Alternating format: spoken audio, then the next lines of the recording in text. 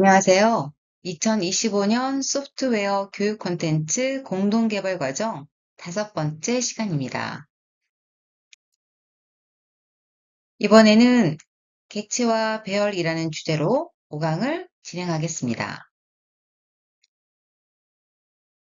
이전 수업에서는 함수의 개념과 사용법, 그리고 매개 변수까지 살펴보면서 동일한 코드를 재사용하는 방법을 학습했습니다. 이제 데이터 자체를 어떻게 구조화할지로 시야를 넓혀보려고 합니다. 따라서 목차는 다음과 같습니다.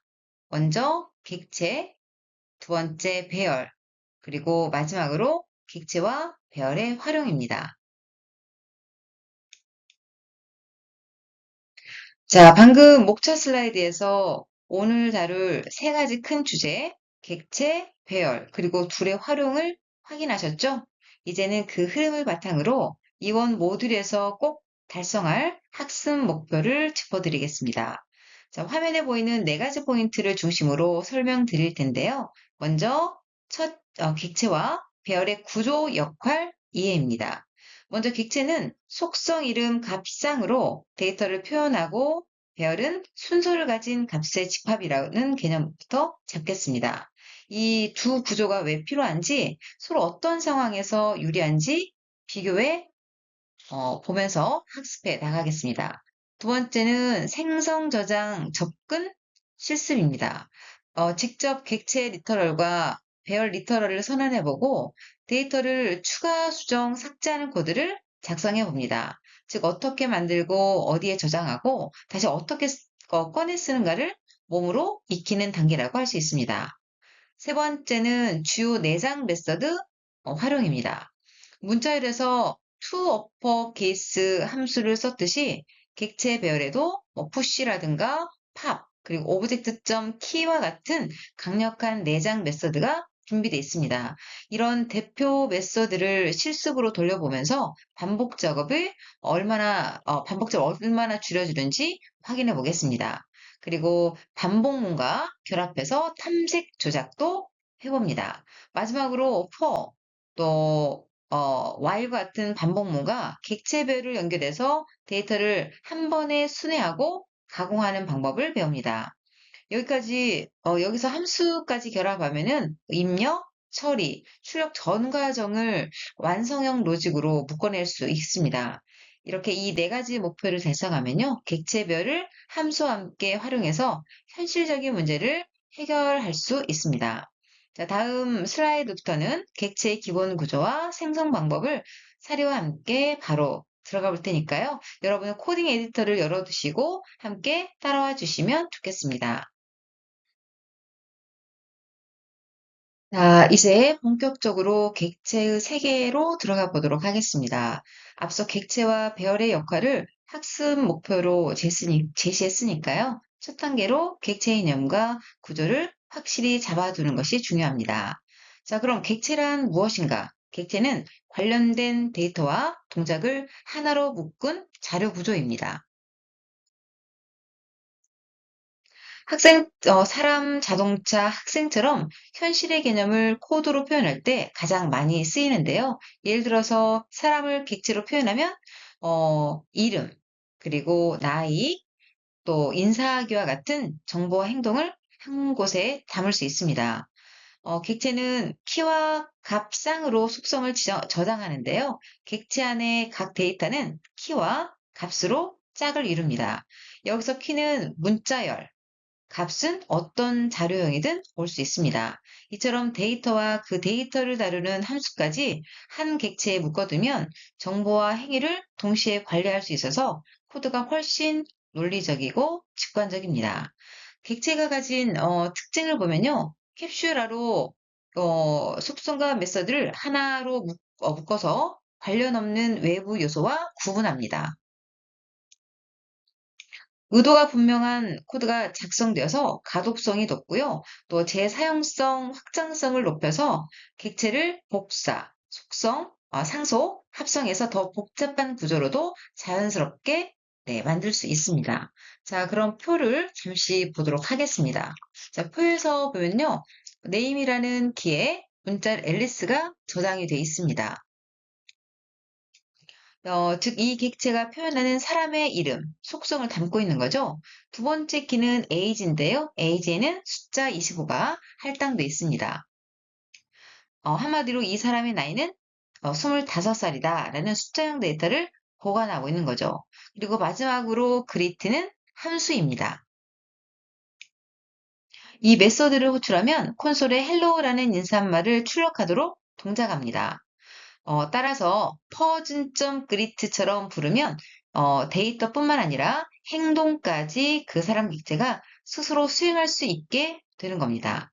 요약하자면 문자열, 숫자, 함수처럼 서로 다른 데이터 타입을 하나의 객체의 속성 값상으로 깔끔하게 묶어둔 예시라고 보시면 되겠습니다. 이렇게 하면 사람이라는 현실 세계의 객체를 객체 안에서도 코드 안에서도 직관적으로 표현하고 또 필요한 동작까지 함께 정의할 수 있다는 점이 객체 지향 설계의 큰 장점이라고 할 수 있습니다. 객체 개념을 잡았다면 이번에는 객체안을 직접 해부해 보면서 어떤 조각들로 이루어져 있는지 살펴보겠습니다. 왼쪽 다이어그램을 보면 name, age, gender, height, is student 이 모두가 프로퍼티, 즉 속성이고요. 각 속성은 데이터를 보관하는 변수라고 생각하시면 됩니다. 그 아래에 grit, work, it 이거는 메서드, 즉 함수입니다. 객체가 스스로 인사하고 걷고 먹기와 같은 행동을 수행할 수 있게 해주는 거죠. 즉 데이터와 행동을 한 상자 안에 깔끔하게 묶어 놓은 것이 객체라고 생각하시면 되겠습니다. 퍼준 객체 코드를 보면요. 이렇게 프로퍼티 부분하고 그리고 메소드 부분으로 구분되어 있습니다. 속성과 값 형식으로 데이터를 일단 쭉 나열했고요. 행동이 필요한 부분은 펑션 블록을 앞으로 넣어서 메서드를 정의했습니다. 이 메서드 안에 this.name과 같은 이 키워드는요, 현재 객체를 가리키는데 this.name처럼 객체 내부의 다른 속성을 손쉽게 참조할 수 있도록 해 놓은 것입니다. 한마디로 프로퍼티는 정보, 메소드는 행동이라고 기억하시면 되겠습니다. 자, 이렇게 해서 객체 내부를 구성하는 요소와 코드 작성 패턴을 살펴봤습니다.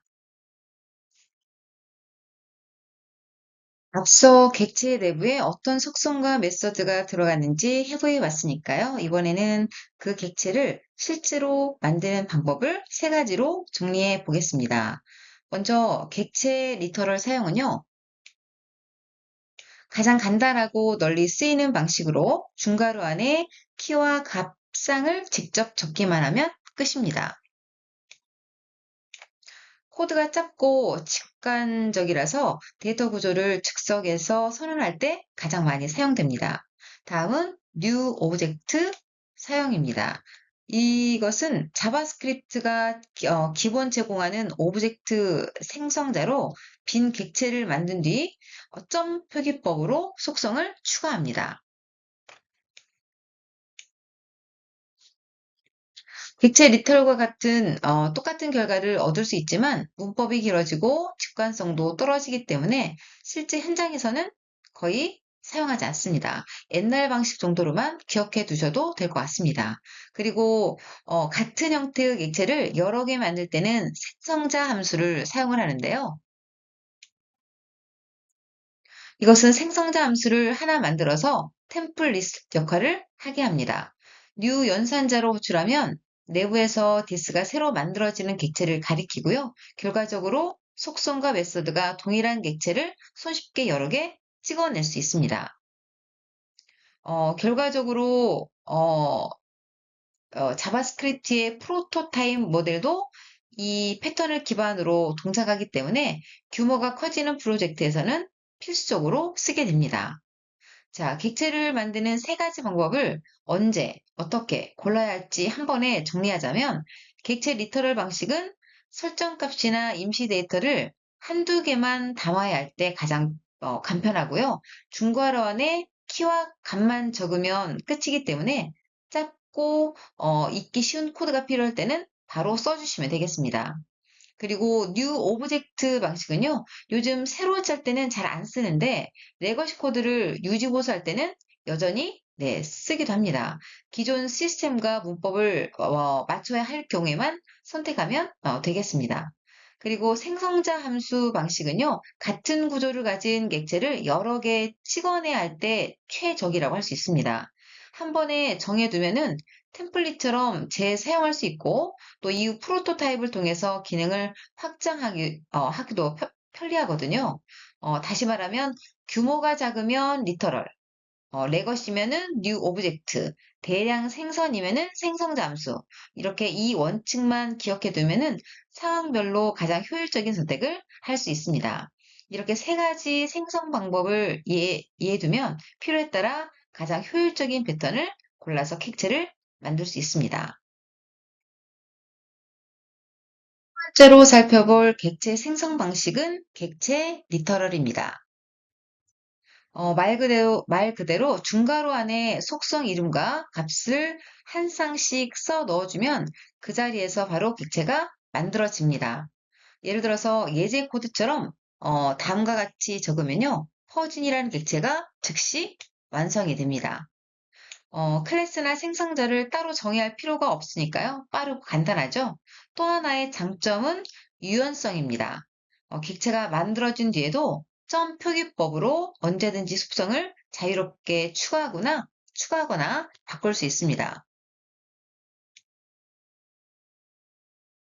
요약하면 객체 리터럴은 별도의 클래스를 만들지 않아도 되고 또 코드가 짧고 직관적이며 생성 이후에도 속성을 동적으로 조작할 수 있다는 점이 큰 매력입니다.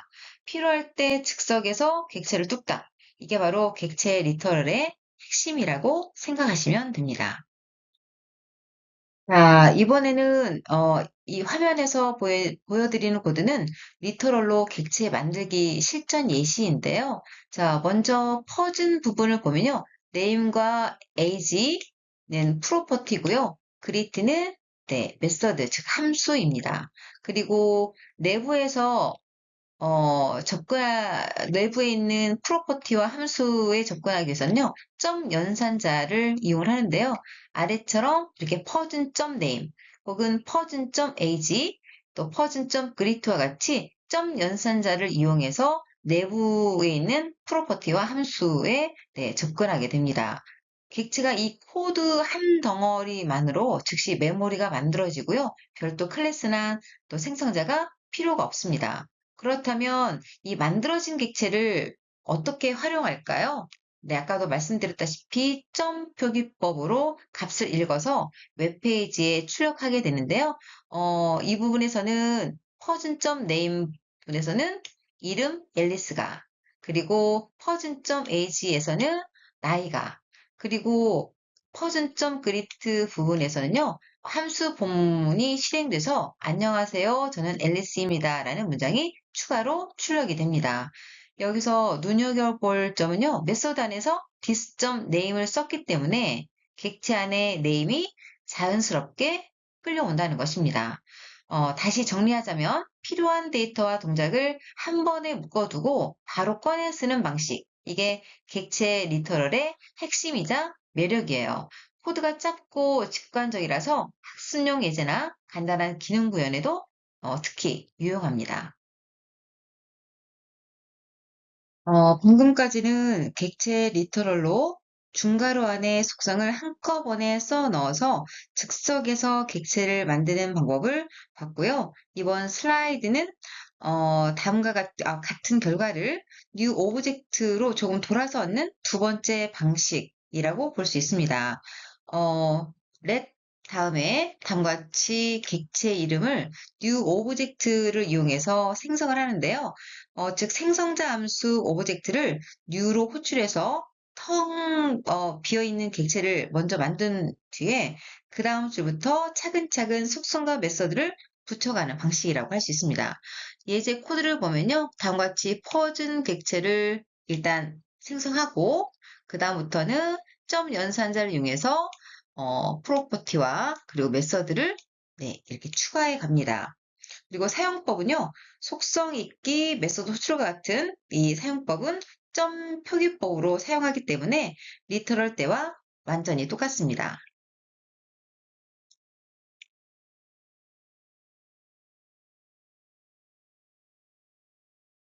자, 이 방식의 장점이라면 생성자 함수를 쓰기 때문에 함수를 통해 객체를 만든다라는 감을 좋기에는 좋습니다. 그리고 단점이라면 코드가 길고 좀 비직관적이고요. 실제 프로젝트에서는 거의 잘 안 씁니다. 그냥 배경 지식 정도로만 좀 알아두시면 충분할 것 같습니다. 정리하자면 즉석 조립 세트가 리터럴, 그리고 부품을 사서 조립을 한다고 하면 뉴 오브젝트, 이렇게 두 방법 모두 결과는 사실 동일하지만 쉽고 간결한 리터럴이 현대 자바스크립트의 표준 어떤 패턴이라고 할 수 있겠습니다. 이번 장에서는 방금 살펴본 뉴 오브젝트 방식을 실제 코드 흐름으로 한눈에 확인해 보도록 하겠습니다. 자, 먼저 퍼즐 객체죠. 텅 빈 객체를 일단 다음과 같이 생성합니다. 그리고 이제 필요한 재료죠. 프로퍼티와 메서드를 추가하는데요. 다음과 같이 퍼즐.name, 퍼즐.age, 그리고 퍼즐.greet와 같은 프로퍼티와 메서드를 하나씩 네, 추가를 했습니다. 그리고 이제 점 표기법을 이용해서요. 데이터와 동작을 네, 줄줄이 붙이는 모습이 보이시죠? 다음과 같이 네, 퍼즐.name, 퍼즐.age를 통해서 네, 프로퍼티에 접근해서 결과를 가져오고요. 마찬가지로 메서드도 다음과 같이 메서드 호출해서 결과를 네, 가져옵니다. 정리하자면 빈 그릇을 먼저 만들고 그릇에 차근차근 담는 형식이라고 할 수 있습니다. 하지만 전 슬라이드에서도 말씀드렸다시피 실제 개발에서는 짧고 직관적인 객체 리터럴이 조금 더 많이 쓰인다라는 점만 기억해 두시면 되겠습니다. 자, 이번 슬라이드는 세 번째 객체 생성 방법인 생성자 함수 편입니다. 먼저 설계도, 즉 생성자 함수를 만들 텐데요. 다음과 같이 펑션 다음에 생성자 이름과 매개 변수를 이용해서 네, 생성자 함수를 만듭니다. 이 자체가 객체를 찍어내는 틀 역할을 합니다. 그리고 이 this는요, 뉴로 호출되는 순간 새로 만들어질 객체를 가리키도록 자동 설정되는데요. 다시 말하면 함수 몸통 안에서 속성, 메서드를 미리 설계해 둔다라고 생각하시면 됩니다. 자, 이렇게 생성자 함수가 만들어졌다면 다음과 같이 이 틀로부터 객체를 생성합니다. 자, 이렇게 새로운 객체가 네, 생성이 됐습니다. new 키워드를 붙이면요, 빈 객체가 내부에서 자동 생성이 되고요. 그 객체가 디스로 전달된 채 퍼즐 함수가 이제 실행이 되고, 이게 이제 끝나면 그 객체가 퍼즐 변수의 반환이 됩니다. 결과적으로 퍼즐은 name, age, greet를 갖춘 완성품이 되는 거죠. 사용법은 리터럴 때와 동일합니다. 그렇다면 이 방식을 쓰는 이유는 뭘까요? 첫 번째는 재사용성입니다. 즉 같은 설계도로 무한히 객체 생성이 가능하다는 거죠.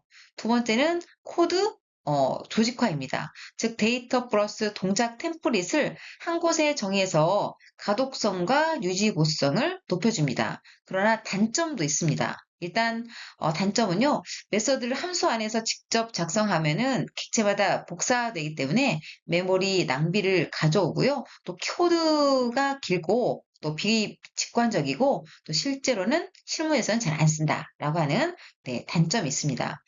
다시 정리하자면 리터럴은 일회용 즉석이라고 보면 뉴 오브젝트는 빈 그릇 조립, 그리고 생성자 함수는 템플릿 공장이다라고 할 수가 있습니다.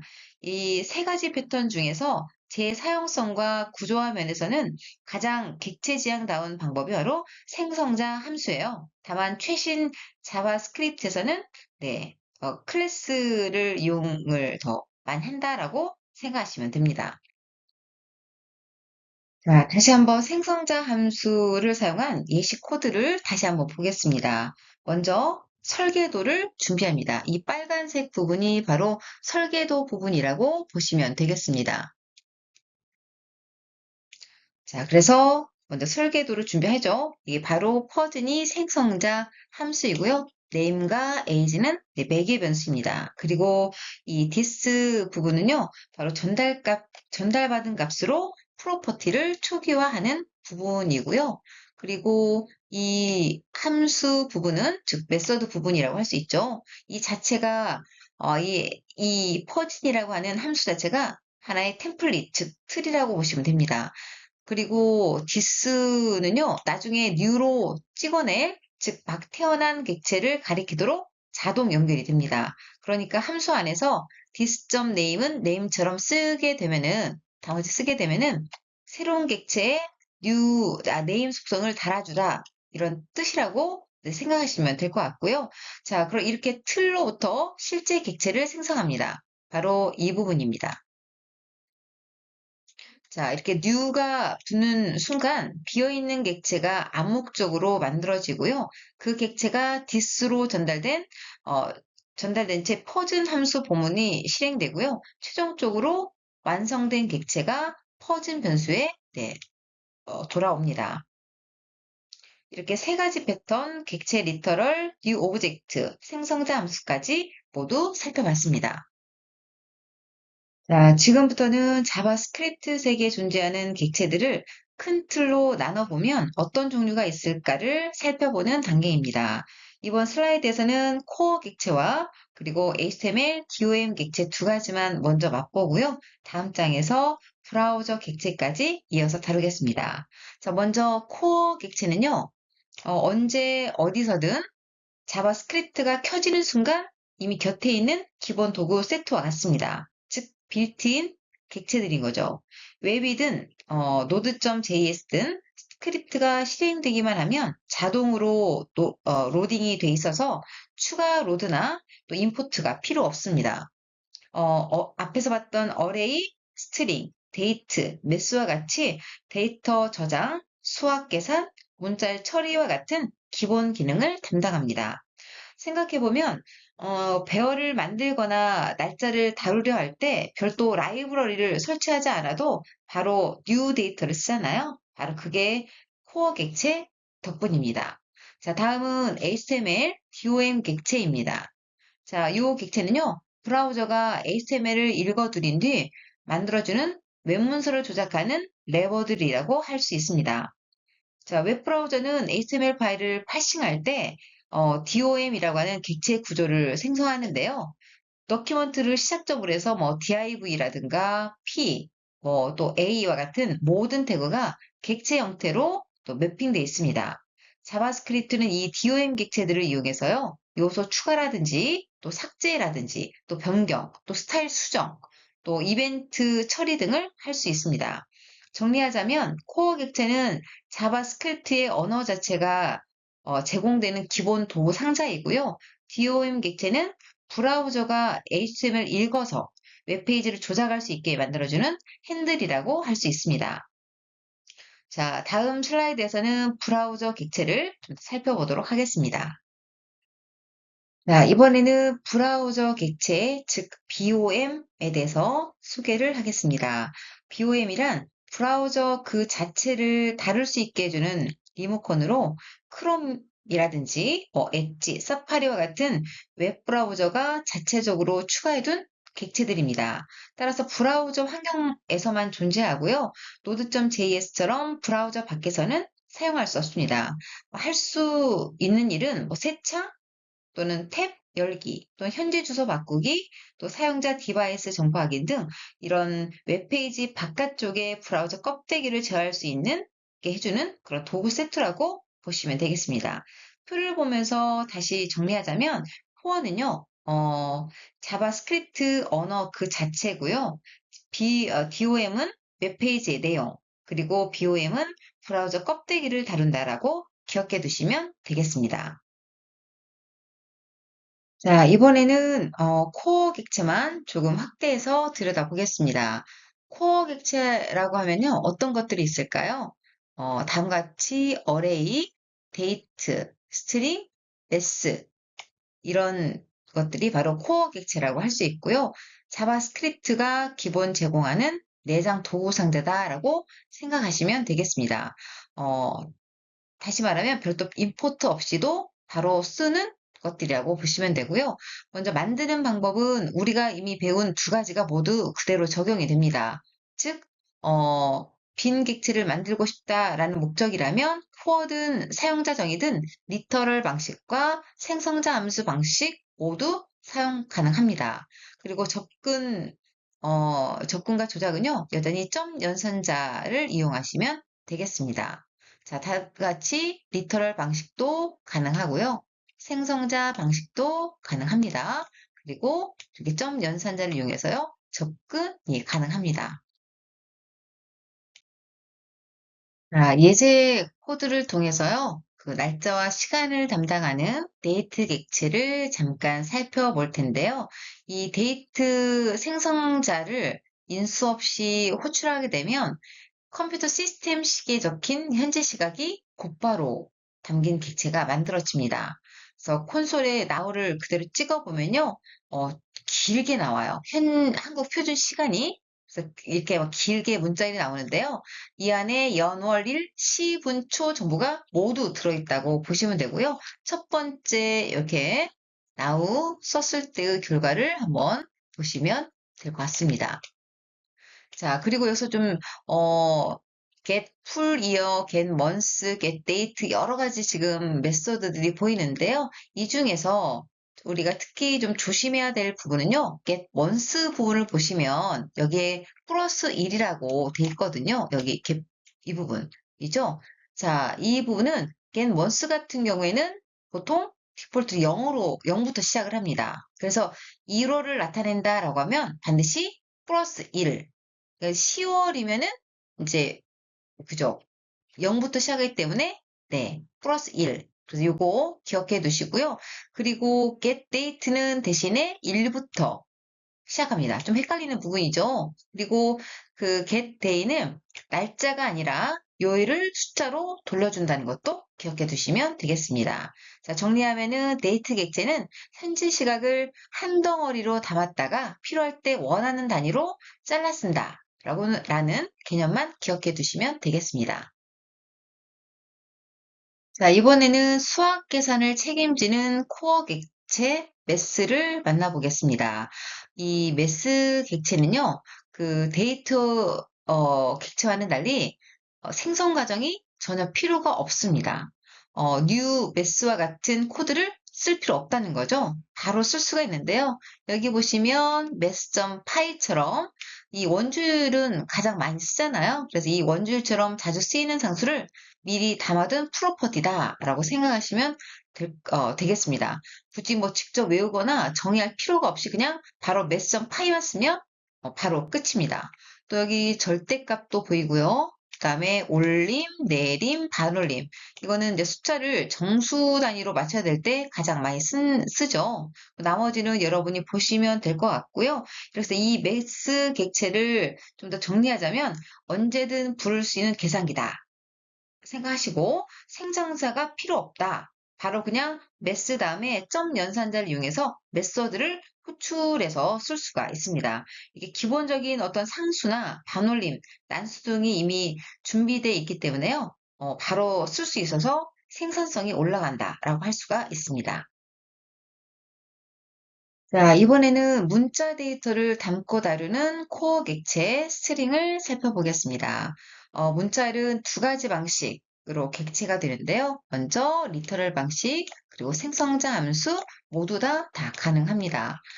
헬로우처럼 다같이 따옴표를 이용해서 헬로우처럼 따옴표를 쓰면요. 자동으로 스트링 객체로 포장이 됩니다.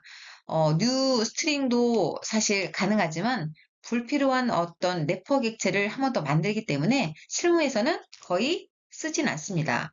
자, 예제 코드를 보면요. 앞서 우리가 살펴봤던 여러 가지 그 메소드들이 보이죠. 예를 들어서 랭스, 뭐 길이라든지 공백 제거라든지 뭐 그다음 대문자, 소문자 등등이 있는데요. 이거는 한번 살펴보시면 될 것 같고요. 정리하자면 스트링 객체는 텍스트를 좀 안전하게 보관하고 또 필요할 때 복사본을 가공해서 돌려주는 도구다라고 생각하시면 될 것 같고요. 생성자 함수 대신에 리터럴로 설원하면은 자동으로 스트링 기능이 따라온다라고 생각하시면 되겠습니다. 자, 이번에는 여러 값을 한 줄로 묶어서 보관하는 데이터 구조인 배열을 살펴보겠습니다. 문자열이 글자를 담는 그릇이라면 배열은 값들을 번호표를 붙여서 늘어놓은 선반이라고 생각하시면 되겠습니다. 자, 배열 생성 예를 보면요. 이렇게 대괄호 안에 각각의 요소를 쉼표를 이용해서 만들 수가 있습니다. 여기서 이 대괄호는요, 배열 리터럴을 나타내는 문법 그 자체고요. 객체 리터럴의 중괄호와 형식만 사실 다를 뿐이지 즉석에서 만들어진다는 것은 동일합니다. 그리고 배열은 좀 특이한 점이 인덱스가 있는데요. 이 배열은 0부터 번호를 매기는 것이 큰 특징이고요. 값을 바꾸거나 새로 넣을 때도 이 인덱스를 이용을 합니다. 즉 정리하자면 배열은 값 여러 개를 묶어서 하나의 변수에 저장하고 0부터 차례로 번호를 붙여서 다루는 컨테이너와 같습니다. 따라서 이 봄은 인덱스가 0번, 그리고 여름은 1번, 가을은 2번, 겨울은 3번. 원소의 개수는 4개지만 제일 마지막에 인덱스의 번호는 3이라는 거 기억해 두시면 되겠습니다. 자, 이제는 배열을 어떻게 만들고 다룰 것인가를 살펴볼 차례입니다. 첫 번째 방법은 화면에 보이는 것처럼 대괄호를 이용한 리터럴 방식입니다. 숫자, 문자열, 실수처럼 서로 다른 타입도 한 줄로 정의할 수 있다는 것이 가장 큰 장점이고요. 어, 또 배열은 길이가 고정되어 있지 않기 때문에 푸시 함수만 호출해도 자동으로 뒤에 붙습니다. 다만 슬라이드에서 강조한 것처럼 현재 길이보다 큰 인덱스의 원소를 추가하면은 중간이 비어버리는 희소 배열이 생기기 때문에 주의할 필요가 있습니다. 자, 오른쪽 데모 코드를 보시면요. 프루트 배열에 오렌지를 추가했다가 팝으로 빼내는 그 과정이 한눈에 들어오실 텐데요. 바로 추가, 확인, 삭제 순서를 단 이렇게 몇 줄만으로도 경험해 볼 수가 있습니다. 자, 여기까지가 가장 직관적인 리터럴 방식이었고요. 다음 슬라이드에서는 new array 생성자를 이용해서 배열을 만드는 두 번째 방법을 살펴보도록 하겠습니다. 자, 이번에는 어레이 생성자를 이용하는 두 번째 방법을 잠깐 살펴보도록 하겠습니다. 다음과 같이 어레이로 배열을 만듭니다. 자, 그리고 밑에 보시면 초기화되지 않은 배열 생성하는 부분이 있는데요. 이렇게 그 어레이 다음에 숫자를 입력해서 4개의 원소를 가진 배열을 생성하겠다라고 정의를 할 수가 있습니다. 이렇게 정의하고 각각의 인덱스를 이용해서요, 하나씩 채워 넣는 방법이 있습니다. 또한 원소 개수를 예상할 수 없을 때는 빈 배열을 생성하고 나서 추가할 수 있는데요. 다음과 같이 빈 배열을 생성할 때는 이렇게 숫자를 입력하지 않아도 됩니다. 예제를 보면요. 지금 현재 3개의 원소를 가진 프루츠라고 하는 배열이 생성됐죠. 전체 배열을 출력하는 부분이고요. 첫 번째 요소를 출력하는 부분이고 이거는 랭스 메서드를 이용해서요. 길이를 출력을 합니다. 인덱스가 지금 2번이지만 개수는 3이기 때문에 배열 길이가 출력분 보시면 3으로 나왔을 것입니다. 자, 그리고 배열 요소를 추가할 때는요, 마찬가지로 푸시 함수를 쓰고요. 그리고 배열에서 요소를 제거할 경우에는 바로 마지막 요소 제거하는 거죠. 팝이라고 하는 함수를 이용하면 되겠습니다. 자, 앞서 그 리터럴 방식과 그리고 new array 생성자의 문법 차이를 한번 우리가 알아봤는데요. 이번에는 배열이 가진 공통 특성을 한번 정리를 해보도록 하겠습니다. 특징을 보면은 어쨌든 대괄호를 이용한 그 리터럴 방식도 결국에는 객체라는 것이고 또 이렇게 만들어도 내부적으로는 어레이 객체로 동작한다 라고 생각하시면 되고요. 또 여러 타입을 또 섞어서 저장할 수 있습니다. 예시 코드처럼 문자열, 숫자, 그리고 객체까지 한 줄에 담을 수가 있죠. 여기까지 보신 것처럼 배열은 자료형이 좀 자유로운 가변 격지다라고 할 수가 있습니다. 그 다시 말하면 문자열, 숫자, 날짜, 객체 이렇게 마음껏 섞어서 담을 수 있을 뿐만 아니라 또 배열 안에 배열을 넣어서 또 손쉽게 2차원 혹은 가능하면 그 이상의 것도 또 이런 구조도 만들 수가 있습니다. 한 가지 기억해 두실 것은 대부분의 실무 코드는 가독성이 탁월한 사실은 리터럴 방식으로 많이 이용이 된다. 그리고 new 어레이 같은 경우에는요. 특별히 길이만 미리 확보하거나 또 라이브러리 내부 구현처럼 생성자 호출이 더 자연스러운 상황에 한해서 또 제한적으로 쓰는 패턴이라고 이해하시면 되겠습니다. 자, 이제 오늘 배운 내용을 정리해 보도록 하겠습니다. 먼저 객체부터 보면은 객체는 데이터와 그 데이터를 다루는 함수를 하나로 묶은 강력한 컨테이너라고 할 수 있습니다. 우리가 현실적인 개념, 즉 예를 들어서 학생, 계좌, 버튼을 코드로 옮긴다라고 하면 프로퍼티, 로는 상태를, 그리고 메소드는 동작을 담아서 표현할 수가 있습니다. 만드는 방법도 다양했는데요. 중괄호를 이용한 방법, 또 new object로 생성하는 방법, 그리고 혹은 템플릿을 써서 설계도처럼 찍어내는 방법이 있었습니다. 다음은 배열인데요. 배열은 값을 줄 세워서 보관하는 객체다라고 생각하시면 되겠고요. 0부터 시작하는 인덱스로 요소를 꺼낼 수도 있고 또 자료형 제한이 없어서 숫자, 문자열, 객체까지 마음껏 섞어서 저장할 수 있었습니다. 또 길이가 자동으로 늘어나기 때문에 푸시 함수 하나면은 끝에 요소가 추가되고요. 또 팝 함수를 이용하면은 마지막 값을 손쉽게 빼낼 수가 있었습니다. 또 배열 만드는 방법은 두 가지였는데요. 가독성이 최고인 대괄호를 이용한 리터럴 방식, 그리고 특정 길이를 미리 확보하고 싶을 때만 쓰는 new array 방식이 있었습니다. 자, 정리하면은 객체는 의미 단위를, 배열은 순서 있는 집합을 표현합니다. 이 두 가지를 자유자재로 조합할 수 있을 때 우리는 현실 문제를 좀 잊기 쉽고 유지보수하기 쉬운 코드로 풀어낼 수 있습니다. 여기까지가 오늘의 학습 정리였습니다. 자, 이렇게 이것으로 5강을 마무리하겠습니다. 이번 시간에는 자바스크립트의 핵심 자료 구조인 객체와 배열에 대해서 학습했는데요. 혹시 이해가 되지 않는 부분이 있다면 다시 한번 영상을 돌려보시거나 메일을 적극적으로 활용해 주시면 되겠고요. 자, 이렇게 1강부터 5강까지 우리가 함께했던 자바스크립트 기초편이 모두 끝났습니다. 프론트엔드 개발에 기반이 되는 중요한 내용들을 다뤘고요.